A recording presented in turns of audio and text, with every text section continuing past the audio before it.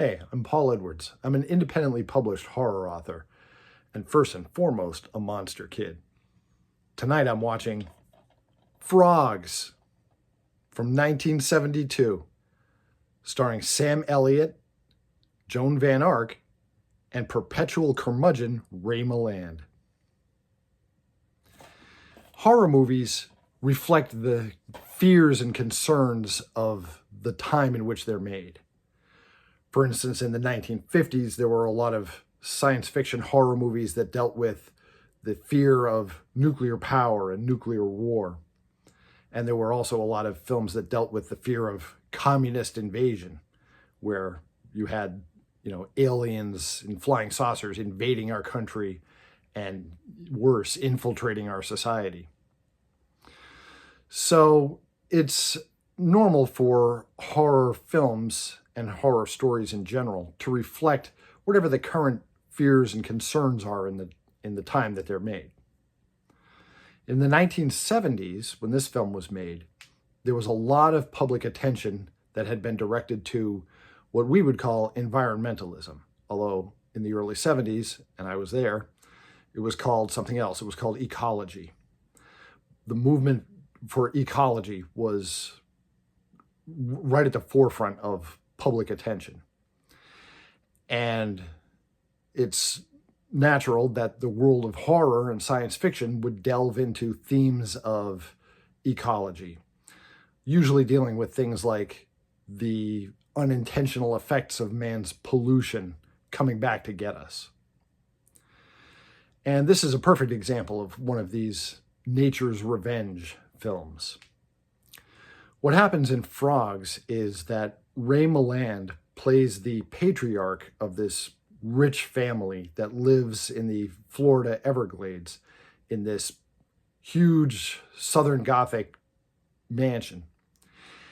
And they live on an island that's in the middle of swampland. And Ray Milland has gathered his whole family here for an annual 4th of July party that they have.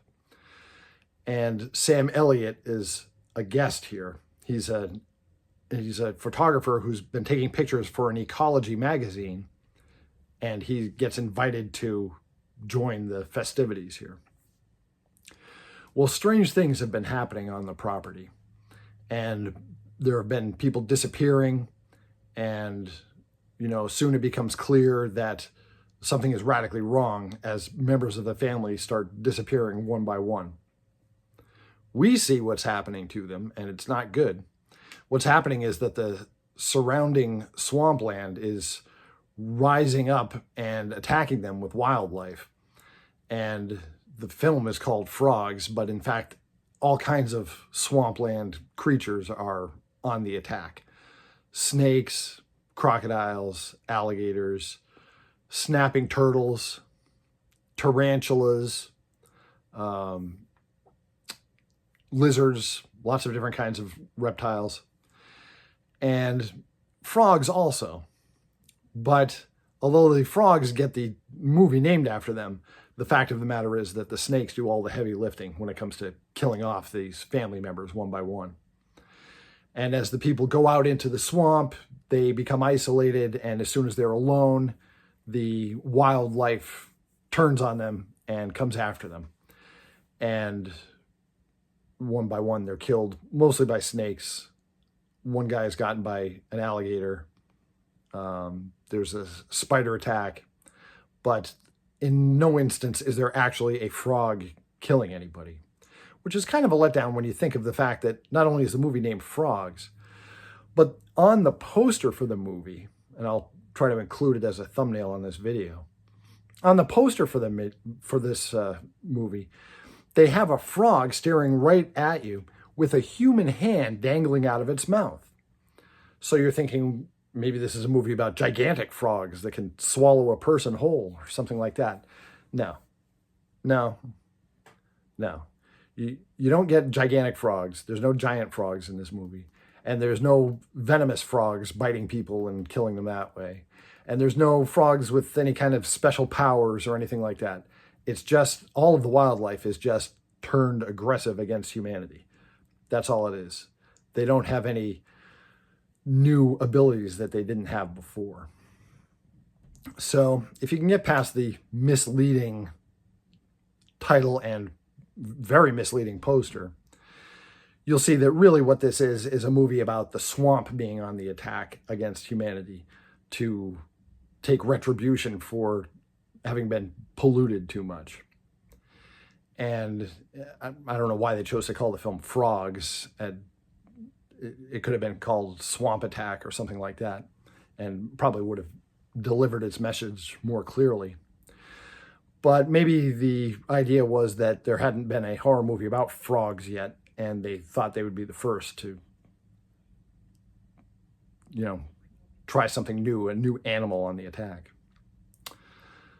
So how is Frogs as a film? If it's 12 midnight and you can't fall asleep and you're looking for something to hold your attention but not make your brain do any actual work, Frogs is pretty good. It's a pretty good midnight movie. It's, it's certainly got a fairly high body count. And the atmosphere in it, for such a ridiculous premise, the atmosphere in it is really not that bad. It does have a sort of a Southern Gothic vibe to it. And one thing that is good in this movie, although I'm hard-pressed to find things that are of good quality in it, but one thing that is good in it is the sound. The pervasive sound of swampland all around you, where there's an overpopulation of frogs and other wildlife making a racket, and it makes the people that live on this island feel surrounded, which they are.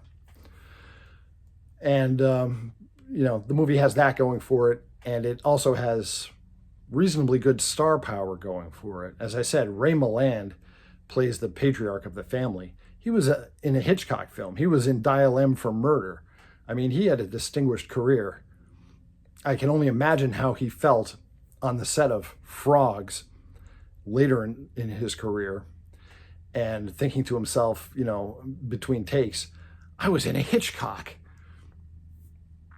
Sam Elliott plays the leading man in this. This was his first leading role.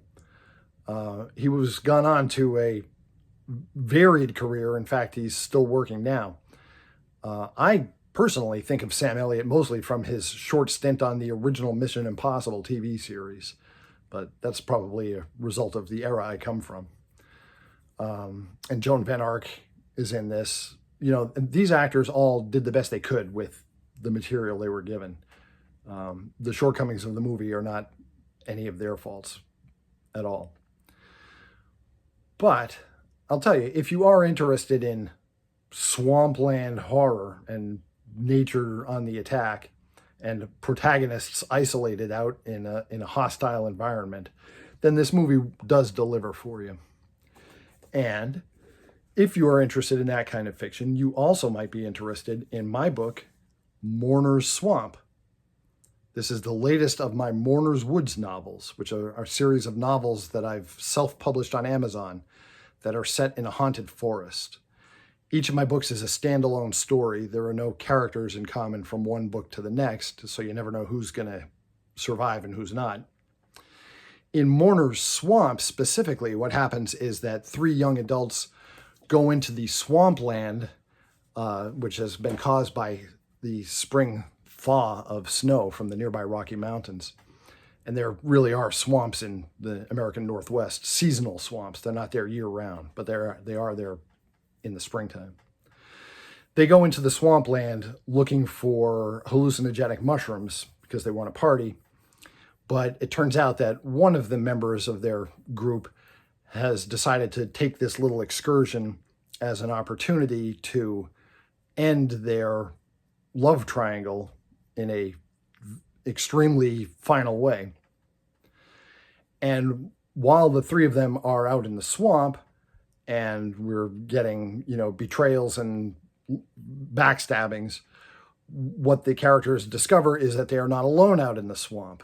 The seasonal flooding has been much worse than usual this year. And this time the floodwaters have stirred up something horrible from the depths of a lake in Mourner's Woods.